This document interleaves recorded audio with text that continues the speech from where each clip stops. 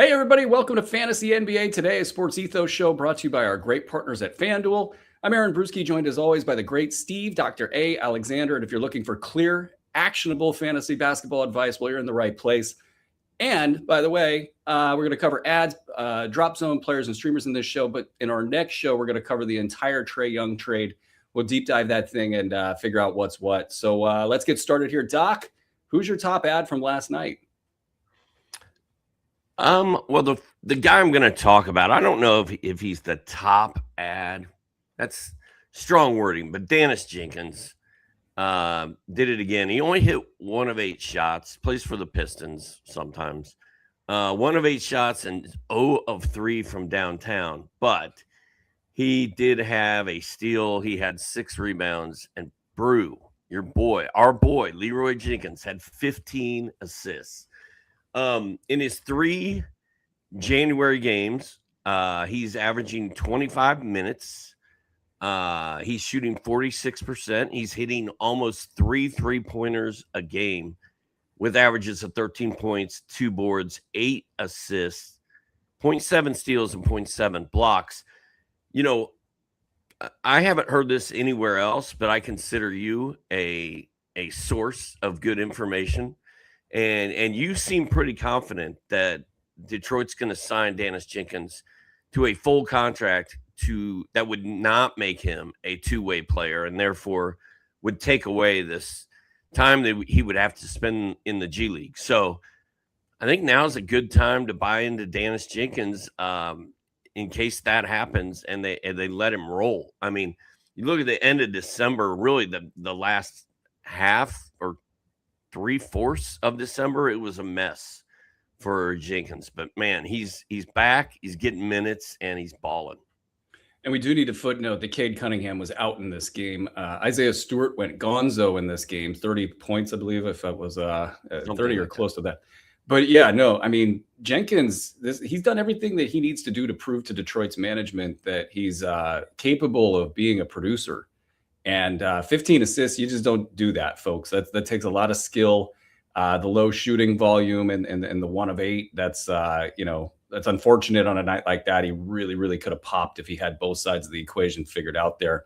The guy gets top 75 value in about 27 minutes per game is kind of the ballpark measurement here.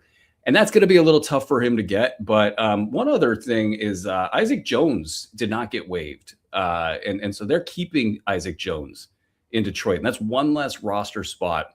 So I don't know what that means. Like, if maybe they were down on Dennis Jenkins, if Jenkins wasn't producing lately, you might think this is, maybe they're not into Dennis Jenkins anymore.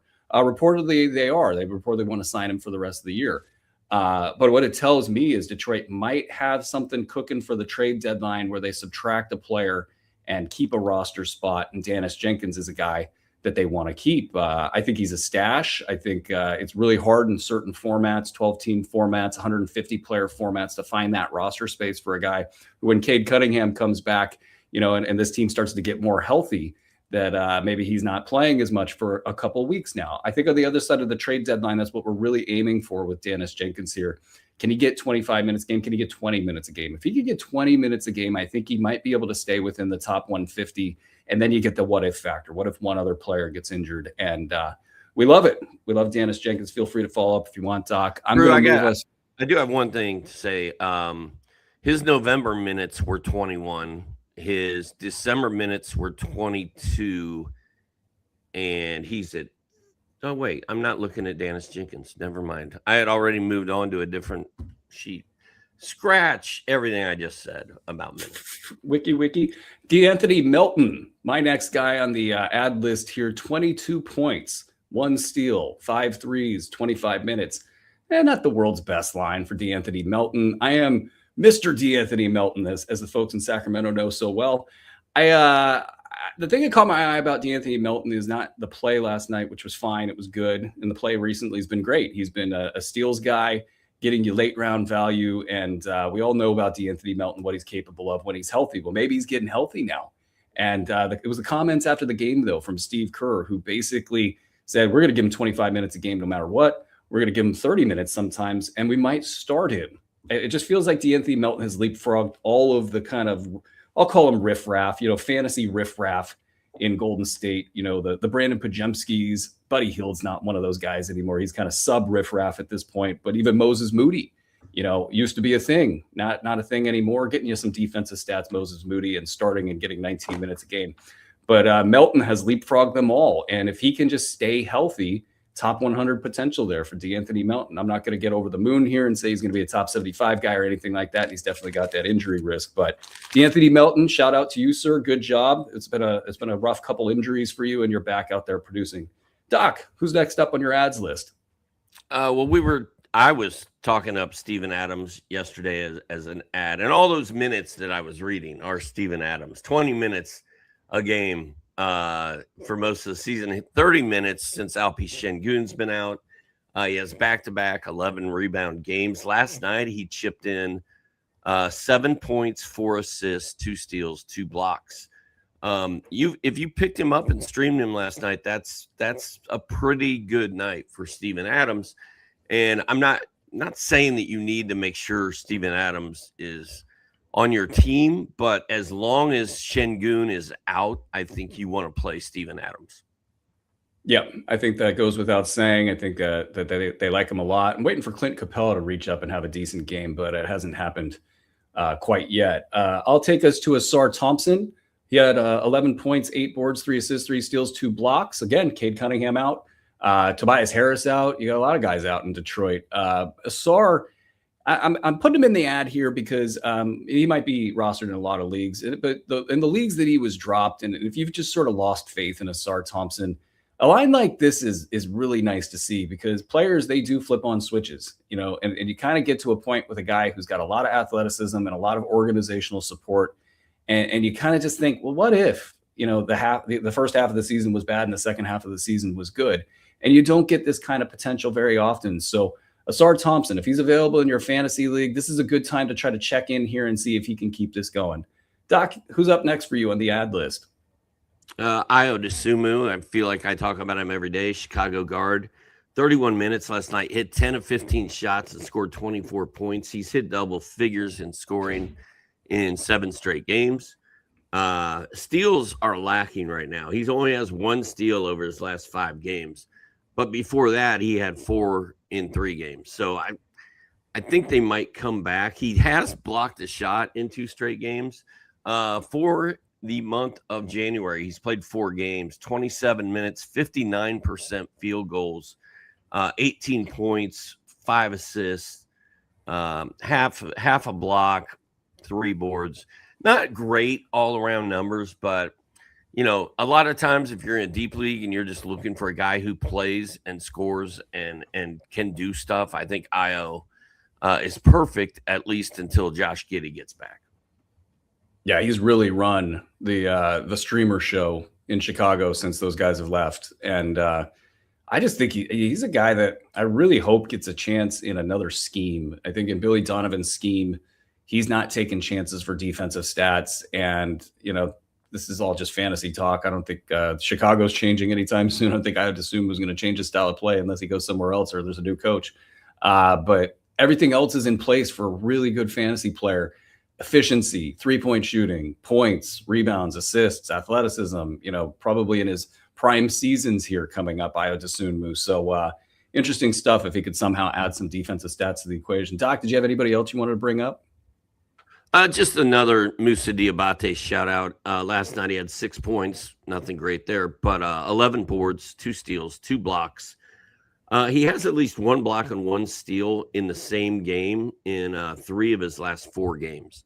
And I'm expecting bad news on Kalkbrenner. I just don't feel good about it. So I think Diabate might be the Charlotte center for the rest of the season. And, you know, that's a hunch. I don't know that. So don't bank on that. But it just makes sense that if you need a center with potential long-term value, I think Diabate's solid ad right now. Well, and if he's already picked up in your fantasy league, it's an interesting buy low situation because there's not a ton of faith in Moussa Diabate. If you toss something with any meat to the bone whatsoever to that GM, you'd put him on a decision because they're thinking, hey, this is like a 1 to 2 game thing maybe. And maybe they're also paying attention to the Kalkbrenner stuff and thinking this could be a big big deal. And they're also fading it a little bit, or not fade. They're fading Kalkbrenner. That is, give an offer to the Moussa Diabate GM and just see, maybe you catch yourself lightning in a bottle in a center that can play the rest of the season. I don't know if this is honorable mention. I guess it's not. It's Grayson Allen. It's 19 points. It's 5 3-pointers. It's 21 minutes, 1 block. Just starting to get spicy there in Phoenix. And with his potential at top 75 level, I just look at this 19-point game and say that's more evidence that it's heading that direction than less evidence that it's not. So Grayson Allen, to me, is a must-roster player. I know opinions are well, actually, let me ask you, Doc. Did this game move you at all? On who? On old Grayson Allen. Oh, Grayson Allen. No, not really. It seemed like it was a little bit hollow when I glanced at it. I don't study Grayson Allen's stat lines, so I don't know. I hope you're right. I want Grayson Allen to be great again. Make Grayson Allen great again, right? But I don't know if he's going to be great again. Allen great again. That almost works. It almost works. The Ted Cruz lookalike, Grayson Allen. He was so good at the beginning of the season. I don't know. I don't see how he can match that, but I think he can't. I mean, there's just a lot going on in Phoenix, and then Jalen Green is not yet at 3-on-3. I don't think is the reporting I think I saw last night. So it's like right around the corner, the ramp up to 3-on-3 to 4-on-4 and a 5-on-5. And I guarantee you, look at how much time they took with Grayson Allen to get him back out on the floor. And look what they've done with all of their injured players is just be super patient. They play him out there for 5-on-5. They wait. They see what it looks like the next day. Then they do it again. It's almost like they got 2 or 3 games that they want to see, or practices or simulated games they want to see these guys survive before they get them back in. So Jalen Green, I think he might have another month after the All-Star break, might even be the earliest, pardon me, that guy can return. So I think you get kind of an open lane here for Grayson Allen and all the other Phoenix Suns assets. And by the way, they're winning and playing well. So I don't think they're really pushing to upset the apple cart. So good stuff there. Before we move on, quick reminder, guys, if this show is helping your team, please subscribe to the Fantasy NBA Today pod feed and the Sports Ethos YouTube channel. It helps us out a ton. Okay, Doc, let's shift gears here, talk about players who are struggling, potential buy lows, candidates to drop. Who's your first player in the drop zone? I'm going to go with Kevin Huerter. He played really well. Huerter is in the conversation because of Josh Giddey's injury. And on January 2nd, he hit more than half his shots, 4 triples, had 20 points, 4 boards, 2 assists. And you're thinking, all right, Kevin Huerter might be the guy here. But since then, it's kind of been a disaster. In his last 3 games, despite playing 30 minutes in 2 of those, he's 11 of 33 from the floor. He's 1 of 17 from downtown, which if Kevin Huerter's not going to hit 3-pointers, what good is Kevin Huerter? Like, seriously, yeah, that's what he does. And his scoring is bad. He scored 8, and 9 points in his last 3 games. He did have 11 rebounds in 1 and 7 assists in 1, but the numbers just are kind of bad. And Giddey's going to be back, I feel like, sooner than later. So I still think Ayo Dosunmu and Trey Jones are the guys you want while Giddey's out. The tough part with this, I picked up Kevin Huerter for the 3 game in 4 days segment here, thinking we're going to get some real good top 75 production, possibly for multiple games. It hasn't gone that way. And then I'm sitting here thinking, okay, I'm going to have to drop Kevin Huerter right before the bounce back, which coincides theoretically with a potential Josh Giddey return, though I don't know that that's actually 100% likely. Maybe Giddey's out another extra week. Who knows? We'll see how that plays out. But I just feel like I'm going to drop Kevin Huerter right before he hits the gas pedal and bounces back here. So hard to predict some of this stuff, and they're kind of oscillating back and forth. I'll take us to Quentin Grimes. Nothing too bad last night. 16 points, 2 steals, empty everywhere else, 26 minutes. I think that's the part where people start worrying, and I'm just here to calm everybody down. Quentin Grimes is going to be fine. Yes, Kelly Oubre came back and he played 20 minutes, and yes, they have a minutes crunch right now. I don't think they're really looking to reduce Quentin Grimes' minutes anything lower than what you've seen here. And he's still going to be capable of top 100 production in this range of minutes. So it's a bad game. It's a rust game for Kelly Oubre. It's a kind of a get everybody together and figure it out game. Not too surprising that some of the stat lines weren't so great in this game. So Quentin Grimes, hang on tight, guys. Doc, who do you got next? Our guy Cam Thomas, 3 of 11 last night, 10 points, 5 boards, 4 assists, and a block. Like, he did some stuff. Like, the 5 boards is great. That might be a season high for him. In fact, it is. 4 assists ties his. No, he had 9 in one game a long time ago. But he had a decent game last night. Didn't shoot it well, though. And when I think about Cam Thomas, I think about a guy who scores and shoots a lot. Sometimes he makes his shots. Sometimes he doesn't. He's been kind of hot lately. He's at 47% this month, even with that 3 of 11 dog last night. But I don't have a good feeling about Cam Thomas. He's injury prone. Brooklyn, how long are they going to let him go out there and just keep firing up shots? I don't know. But you're getting points and not much else if you've got Cam Thomas on your team.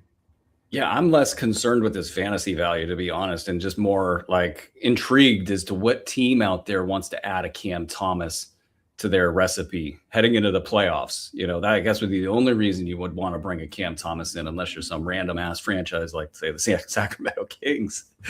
But who's going to do that? Like, who's going to trust this guy to come in and be able to hit the gas when it's appropriate and to peel back and not be that guy on a good team, with a lot of other good players? Is Cam Thomas even going to have a market? I don't know, but he is a dynamite scorer that can get in the lane with the best of them. So intriguing reality basketball stuff there. I will move us to Justin Champagnie.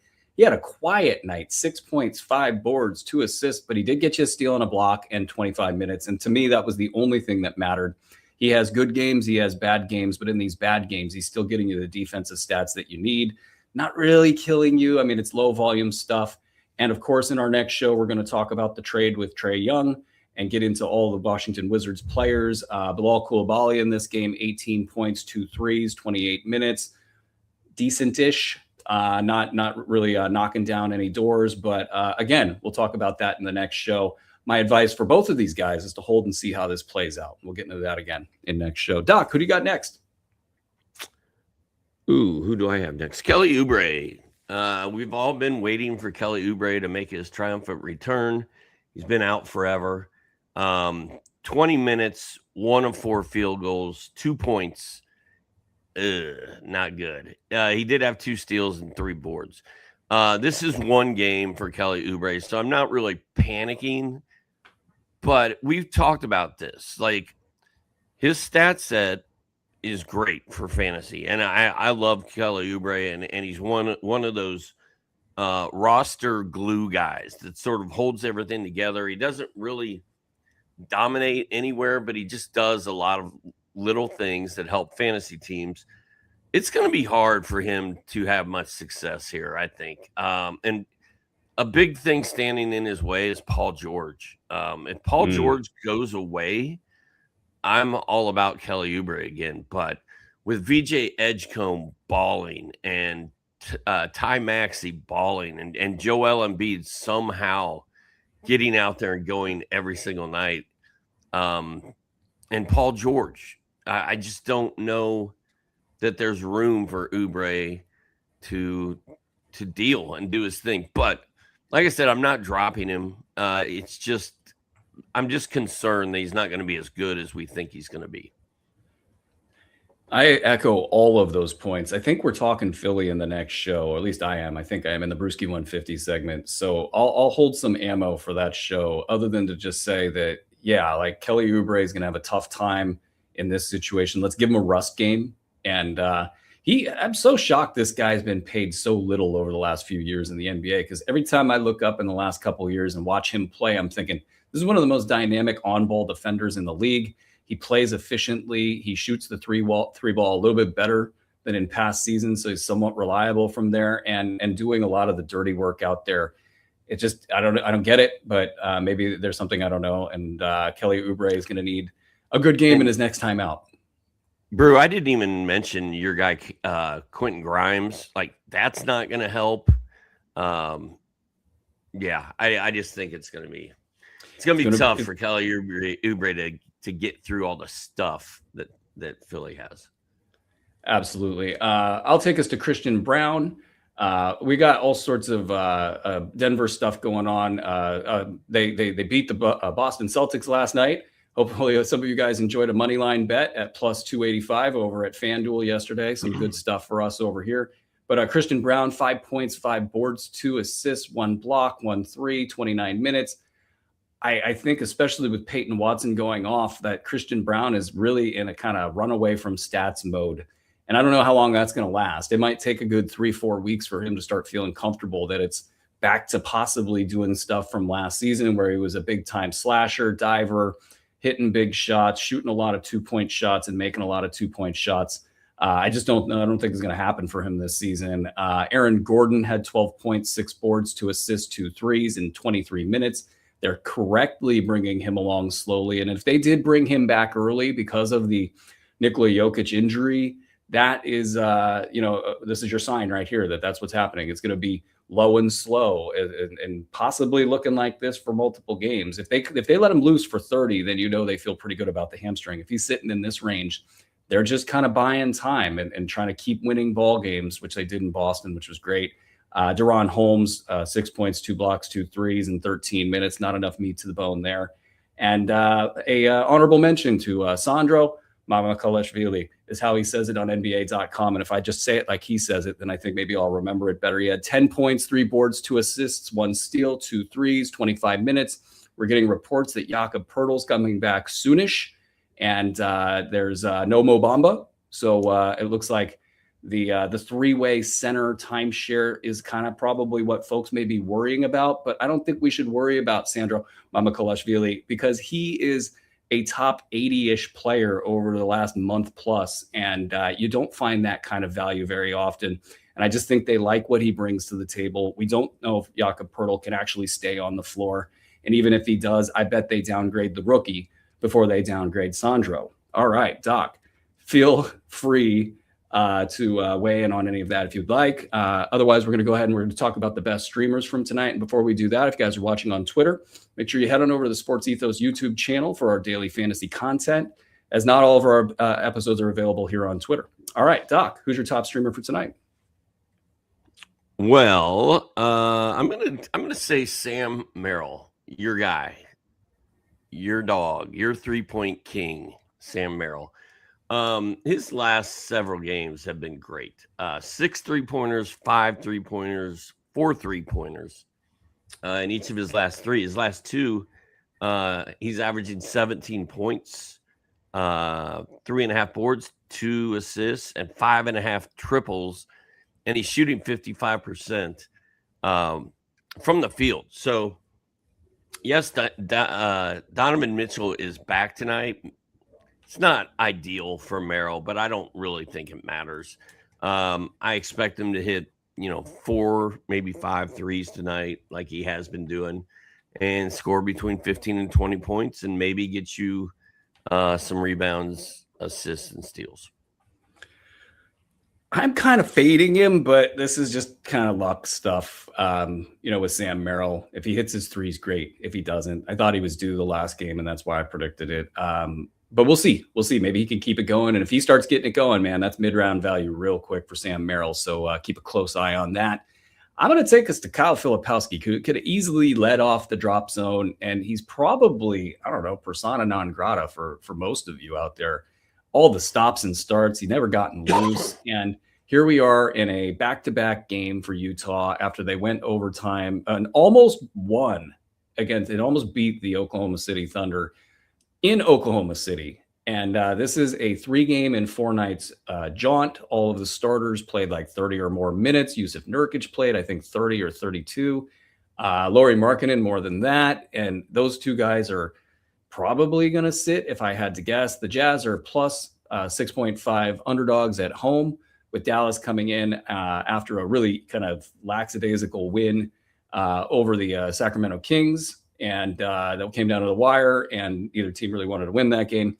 But I digress. Kyle Filipowski can possibly, you get some trees he's got to go up against with Dan Gafford and Anthony Davis. But if his 4-minute outing last night was any indication, they were probably saving him for this game tonight. So he's going to get a lot of minutes, and he's also going to get a lot of chance at production. Anthony Davis doesn't look like he cares about basketball right now, and Dan Gafford's all banged up. So maybe the younger Kyle Filipowski will get out there and run circles around him. I am concerned about those two guys out rebounding him. I'll just be honest about that. But the potential to get out there and have a Kyle Filipowski game, it's there. And then, of course, the proverbial what if with Kyle Filipowski could happen. I think what happened last night is Will Hardy said, we really want to play hard against the Oklahoma City Thunder. We want to play our main guys. This is how we tank, by the way, is we play our main guys against the good teams.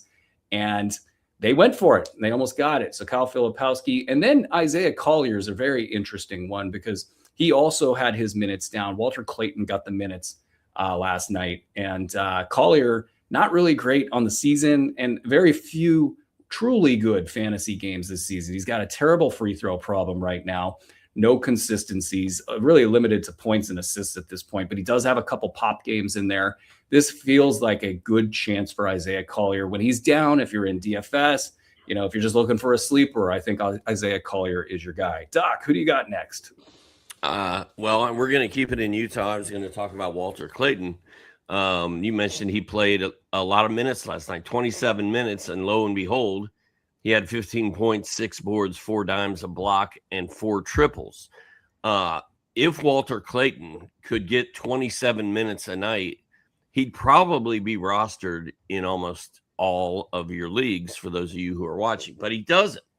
The night before, he played 13 minutes. The night before that, he played 17 minutes. Then he had a 30-minute game. So you just don't know what you're going to get from Walter Clayton. But if they are going to rest the studs for this game, I think Clayton, Collier, Kyle Anderson, the list goes on and on. Filipowski could all do something tonight. So and the thing to add on to your Filipowski stuff, like he's very difficult to hold and hold on to right now. And I don't even recommend that everyone does that. It's not for everyone. But I say this over and over again. Before the end of the season, we are going to get a Filipowski cluster of games where he just goes off. Like it's coming. We just don't know when. And hanging on to him until that happens is very, very hard. Yeah, it's not for everybody, that's for sure. And every time we say that and we completely cut ties, he just goes and has a Kyle Filipowski game, and it brings us all the way back.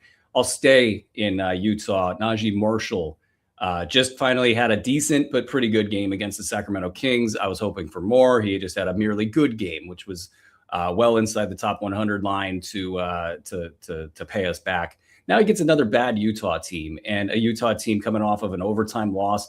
It's a real letdown situation for Utah. I mean, theoretically, maybe they're angry and they want to get one back, and they got some young legs and they can get back into it. I was looking at the Utah plus 6.5 minus 112 over at FanDuel, and it's talking to me. I really, really, really want to take it, but I am concerned about the letdown factor after such a big game and not having their big guns. In Dallas, I think, getting a little bit of a wake-up call in Sacramento. They played so poorly in that game and won. And I kind of think that, Anthony Davis, 8 for 23 or something shooting. I think in his mind, he wants to have a big game in this game. And that alone makes me want to stay away from this game. But Najee Marshall in this game should get plenty of opportunities. And he's a top 75 guy when he's rolling. And that's definitely hard to find. So if you can get that in a streamer, that's great stuff. Doc, who do you got next? Well, my honorable mentions are Jay Huff, Danny Gafford, and Musa Diabate. And all three of them are centers. All three of them are doing things right now. Like Huff was invisible for 3 weeks, and then all of a sudden, boom, he's back. Will he stay back? I don't know. But if I had to rank Jay Huff, Daniel Gafford, and Diabate, I think I would put them in that order. But it all depends on what you're trying to do. The threes and blocks make Huff so valuable. And he doesn't need that many minutes to do it. The question is, are the Pacers going to play him? Pacers are on a record-setting pace right now. They're about to set the team record for most consecutive losses, I believe. They have 6 wins on the season. My buddy, who's kind of friends with the GM in Indy, told me at the beginning of the season, he's like, man, they say we're not very good, and it's going to be a struggle this year. What he was really saying to me was, hey, the Pacers are going to tank. Don't do anything with them because it's going to be a disaster. And I didn't really take it that way. And I was like, oh, no, man, Rick Carlisle is not a tanking coach. He's not going to sit there and let them lose every night. But guess what? He's sitting there and letting them lose every night. So just is what it is. But he's even I don't know what threshold he is on his coaching wins, if he passed it, but it felt like every night he's got like that next, he's going to pass some big time coach and be like 5th on the wins list or something, or he's going to pass 1,000 wins or whatever it is. And he just keeps losing. And I'm just like, what, come on, you can't win one for the Gipper. But Brew, I'm going to rank them Jay Huff, then Daniel Gafford, then Diabate. I could see him being ranked Diabate, then Huff, then Gafford. Like this is a really tough call, but I'm going Huff, Gafford, Diabate. How would you rank those three guys? Yeah, I think the qualifier, if it's blocks and threes, if those things are in play for you, then I think Jay Huff is the top name here. It is so close for me between he and Dan Gafford, and it is really close with Diabate there as well. Because if Diabate is good and he's healthy, I think there's maybe top 80 potential, and he is also the healthiest guy. Theoretically, I know he's got a wrist injury, but he's like the guy that I don't think will get benched down the stretch if, Kalkbrenner had something serious happen and Diabate is just going to roll right through the rest of the season.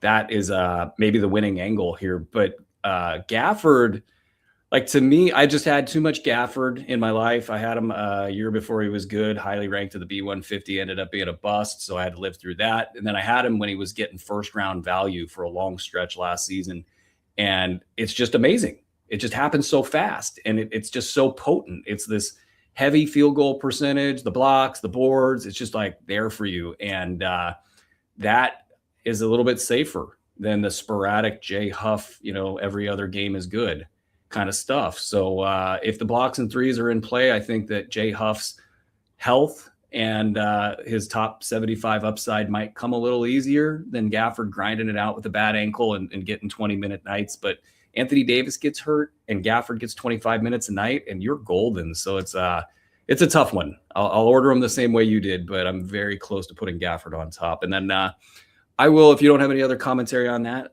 step on me if you want to talk. I do have one more thing. AI Andre just sent us a note. Rick Carlisle has been one victory away from becoming the 11th coach in NBA history to log 1,000 career victories since December 8th. It's crazy. Win over the Kings. The Kings, of course. December 8th. It's been over a month. When do the Pacers play the Kings next, so we can plan a party for Rick Carlisle? All right, folks, that's going to do it for this episode of Fantasy NBA Today. I will not shout out Colin Sexton and his assist with scoring upside, honorable mention streamer that I was going to say before I started the outro. I've got an honorable mention pickup. Micah Petey of New Orleans. If you're in a deep league, 12 points, 5 boards, 6 times, 2 steals, 2 blocks, and a 3-pointer last night on my 30-deep bench. While you're saying that, I will actually explain the Sexton thing. Like the Hornets also have had 3 games in 4 nights, and you got some players that theoretically could sit. Lonzo Ball, Brandon Miller is probable to play, I think, in this one. Yeah, I think he's officially questionable. He's probably going to play because he got the last one off. But it feels like at some point in time, somebody's got to sit somewhere, and Colin Sexton's that dude. He might sit, actually, so watch the injury report. But he's that dude that's getting in there as other guys are resting. He's just doing his thing, and he's going to get you some late-round value as a streamer. And that's going to do it for this episode of Fantasy NBA Today. If you're listening on the pod feed, take 60 seconds and leave a 5-star review. Really, believe it or not, it actually helps us out a ton. And if you're watching on YouTube, hit the thumbs up button. Subscribe to the Sports Ethos channel so you guys never miss an episode. From Steve, Andre, and everybody here at Sports Ethos, we'll be right back with our daily fantasy deep dive, available exclusively on the Fantasy NBA Today pod feed and the Sports Ethos YouTube channel. This has been Fantasy NBA Today, presented by FanDuel.